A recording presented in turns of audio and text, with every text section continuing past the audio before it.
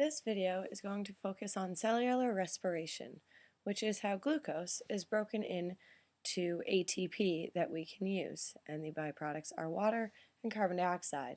Oxygen is needed for the most efficient version of cellular respiration.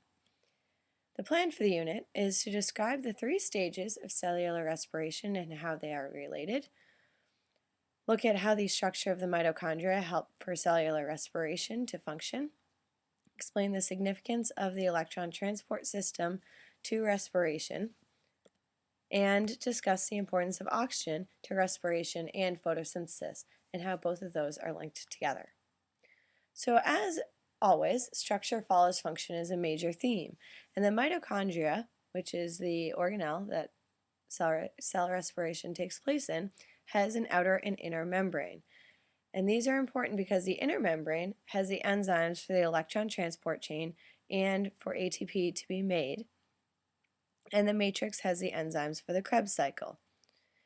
And the outer membrane is what determines what goes in and out of the mitochondria, so nothing that mitochondria can't break down does not go in to just take up space. So the basic stages of aerobic respiration are glycolysis, Krebs cycle, and electron transport system. And these are how aerobic respiration is broken up. And each stage involves a series of chemical reactions catalyzed by enzymes. It's very similar to photosynthesis in that at each stage there is oxidation and reduction, there's NADH and ATP involved. So the general pathway is you start off with glucose.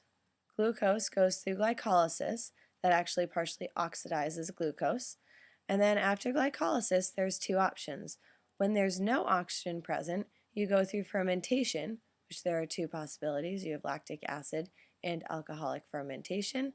And if there is oxygen present, then you go through aerobic respiration, which ends with the Krebs cycle and the electron transport chain. So this just gives you the general pathway, and now we're going to get into the specifics and go over what glycolysis is, fermentation, and aerobic respiration, and what happens in each. So glycolysis is the partial breakdown of glucose. So you always start with glucose and end with what's known as pyruvate or pyruvic acid, and there are two molecules. There are three major steps in glycolysis. There's what's known as the energy investment, the cleavage of the glucose, and then energy generation. Basically saying energy investment means you have to put in energy to gain energy. So the energy investment stage is when ATP is put in to glucose and attached. And then the cleavage is simply breaking the 6-carbon compound up into 2, 3-carbon compounds. And then energy generation is when ATP is actually made and NADH. And the final outcome is 2 pyruvates. So to look at it more specifically, we have glucose. 2 ATP are put into glucose, and you end up with fructose 1,6-biphosphate. So glucose, when it rearranges, it becomes fructose. And then when you add the 2 ATP, what happens is the 2 ATP go in, 2 ADP come out, and the phosphates are attached, hence the biphosphate. So the biphosphate means the 2 phosphates are attached to the fructose.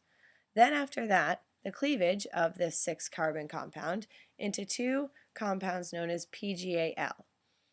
PGAL is just a 3-carbon compound, very simply. Then the next stage is when you're getting energy out, so you are oxidizing PGAL, meaning you're removing electrons, and making NADH and ATP. So you have 2 NADH and 4 ATP and pyruvate. So the final outcome of glucose, you end up with pyruvate. And then you also have 2 NADHs and 4 ATP. But the total energy outcome of glycolysis is actually only 2 ATP and 2 NADH because you put 2 in, and you got 4 out, so your net outcome is actually only 2 because you used 2 at the beginning. So this shows that the molecules that are formed in glycolysis, you have pyruvate is 2, NADH is 2, and the net of ATP is 2. So now what actually happens is if there's oxygen, it goes through aerobic respiration, but if there's no oxygen, it goes through fermentation, or what's known as anaerobic respiration. And that's what we're actually going to discuss first. It is a very simple process, but unfortunately not very efficient. So this is where your cell can actually decide, and it basically decides if there's oxygen, then it goes through aerobic. But if you don't have enough oxygen going to your cells, if you've been exercising or your breathing is